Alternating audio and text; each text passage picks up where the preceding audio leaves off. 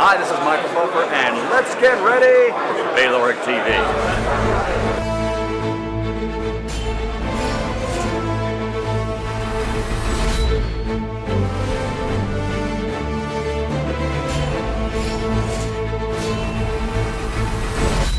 Good morning, good afternoon, good evening, wherever you are in the world. My name is Ingram Jones, and this is Bayloric TV, and we're talking to a UK-based boxing trainer. This man is known as Alec Wilkey. Alec, how are you? Yeah, good, mate. Good. How are you? I'm good. So, Alec, for those people who don't know who you are, give us a brief overview as to who Alec Wilkey is. Well, I suppose my job is a London taxi driver. I'm a London cab driver, but I train. I've got my own boxing team, which is Team Wilkey, based at the Lansbury boxing gym in Canning Town, which is East London, Yes. near Canary Wharf, for people that know it. I've got some good fighters in my gym. I've got Danny Connor, who's been some former Southern Area title holder. I've got Johnny Coyle, prize fighter and Southern Area champion. I've got Arthur Herman, who's we're hoping, we've signed contract for WBO European title, which will happen now in the new year because the guy who's fighting has been taken ill. But we're off to Czech Republic for a 6th rounder at the weekend. Got some good up-and-coming boys. I've got Richie Gray, Chesney Hawkins just turned over.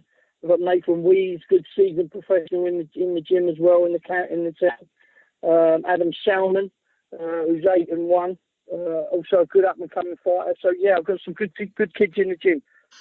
So get myself a bit of a reputation of being a good trainer, but I don't know about that. We'll let the statistics do the talking. Absolutely. For people who don't know... Sorry, hang on. I forgot. My girl, who's a Reti Mastraduka, Greek girl, she's probably retired now, but she's won super featherweight world champions. She's WBF, GBU super featherweight world champion, and she was GBU lightweight world champion. What's her name? Yeah, so she's Reti Mastraduka. She's a Greek girl, lives in Athens, but comes to train here when she fights in London. Ah, very nice. Yeah, so she's the star and the boys' favourite. Very nice. So, for the people who don't know, I actually called you when you were driving the taxi. Interesting. Yes, yeah. I train the boys. We meet in the gym. The boys are in the gym at 11 in the morning. I normally finish about sort of 2:30, and then me and my co-pilot Johnny Sparks we're out to work, and I'll work now till maybe about midnight, and then same thing tomorrow. Anyone who's interested, there's an interesting documentary that it's about me, but it shows the background of the pro game as well. It's called The Wilkey Way, Wilkey, The Wilkey Way. It's on YouTube, made by some students making a film last year, and they got top marks for the film. It shows you the background of what goes into a bit of the pro game. Fantastic. You sound like a man that we're going to be talking to a lot more often on Bayloric TV. Just briefly, Alec, I did interviews with Chesney, and I did an interview with Richie Gray. Richie in particular, because he came on a live show and carried himself with such class and such dignity, good knowledge about the sport, and had a lot of great things to say about you as a trainer, which is always a good sign from a boxer to talk about his trainer the way that he does. Want to hear your thoughts about the upcoming fight this weekend between Sergey Kovalev and Andre Ward. Give us your thoughts on both fighters. Well, two great fighters, two really good fighters, which is going to make an interesting fight. I think Kovalev's probably the bigger and stronger, naturally stronger than Andrew Ward, but personally I think Andrew Ward might be just too slick for him. I think he's a great fighter, Andrew Ward, so if I was to pick a winner, that's who I'd go with. But it's going to be a really good, interesting fight. Okay. From a UK point of view, when you watch TV, boxing on TV generally, what are your thoughts when you're watching, for example, Sky Sports or Box Nation, and the quality of boxing that's on today? What goes through your mind? No, I think now they're all sort of battling to give, good 50, not necessarily 50-50 fights, but more, let's say, competitive fights. Because, what the public don't want to see is, on any of the channels, they're paying their subscription for Box Nation and maybe a pay-per-view on Sky. And then, someone gets in and blows them away in like 2 rounds and the kid shouldn't even be there. So, we just want to see competitive fights for everybody, because I know, we know the kids have to learn their trade. So, 1 or 2 journeymen is not, a bad thing. But, some of the good journeymen that are about now, they know, all these journeymen know their way around the ring. They're not fools. They're just good fighters that generally can't sell tickets. So, you've got to be on your game with some of them fighters, just to get through. But, once the kids had their 1 or 2 warm-up fights, then we're looking to put them in sort of half-decent fights, and that's what the public want to see. When the kids are selling tickets, they don't want to come and see them go, some of these kids are like 10 and 12 and 0 and haven't fought anybody. It's hard enough to sell tickets as it is. But if public won't come, if you're saying, oh yeah, I've got, Joe Blogg from Latvia, he's a road sweeper, he's had 42, he's lost 42 and ain't been past 2 rounds. So, the kids have got to be in competitive fights to make sure that they keep their fan base up. What about promoters who hype fights up that that are not 50-50 fights? A promoter that says it's a 50-50 fight, but in our minds we know it's a 90-10 fight. How do fight fans kind of like be able to see the sport in a more balanced manner, in your opinion? You can't blame the promoters. They've got to make especially when they're on Sky, and they're pumping lots of money into certain fighters, then they've got to make it sound attractive. And to the general public, the fight will come across as a 50-50 fight.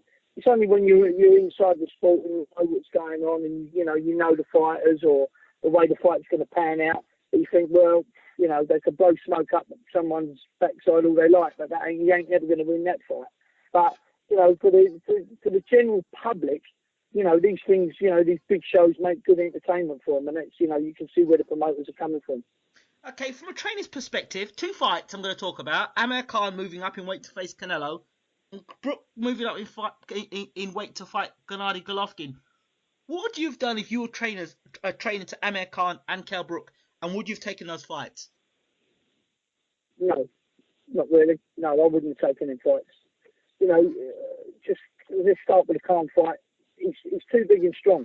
Canelo's too big and strong for him. And the same with, it was Brook versus Golovkin, wasn't it, you said? Yeah. Did you have a fight, Brook versus Golovkin? Yeah, Brook versus Golovkin. Yeah. Listen, at the end of the day, it's a business. But, and the money is attractive and that's what the boys are in it for. But, no disrespect to Kell because he's a great fighter. Kell Brook's a great fighter and so is Amir Khan. Look what Amir Khan's, done with his career. He's turned out to be a great fighter. But, when you're stepping up to fight these big guys that are naturally big and strong, you can't beat them. And we're not talking about just big and strong guys. We're talking about guys that are at the top of the tree, So, I say no, I wouldn't take the fight. But, when you're being offered £6 million, then maybe we'll think about it. Money's interesting. 2 fights I'd like to hear your point of view on. Ben Hall. Do you know about Ben Hall? Yeah. He's fighting Carson Jones in a couple of weeks' time. What are your thoughts on that fight? It may be the fact that Carson Jones is maybe just just past his best, and Ben's a good up and coming fighter. I think Ben can win the fight. I'm not just saying that because he's our boy. We like to see our own boys win. When Carson Jones was at his very, very best, Ben wouldn't have, no disrespect to Ben, but Ben wouldn't have lived with him. But, Ben was at that time was only learning his trade. But now Ben's coming through, showing he's going to be a good fighter.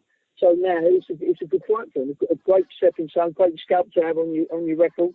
And yeah, I think Ben can win that fight, definitely. I've just finished getting off the phone to Abel Sanchez, and he says that finally in Carson Jones' career, he's buckling down and he's doing the things he needs to do. If Carson Jones comes across with the ambition to win, is that a worrying sign for Ben Hall, or do you think he can handle it? It'll be a good test for him. It'll be one of those fights where Ben's in a no-win situation. If he wins, it's a great scalp and whatever. If Carson Jones comes at his very, very best, it won't be a bad person to lose to. Do you know what I mean? So Yeah. he's in a what we call a no-win situation with him. You know, if Ben wins, which I think he will do, depending on what Carson Jones turns up.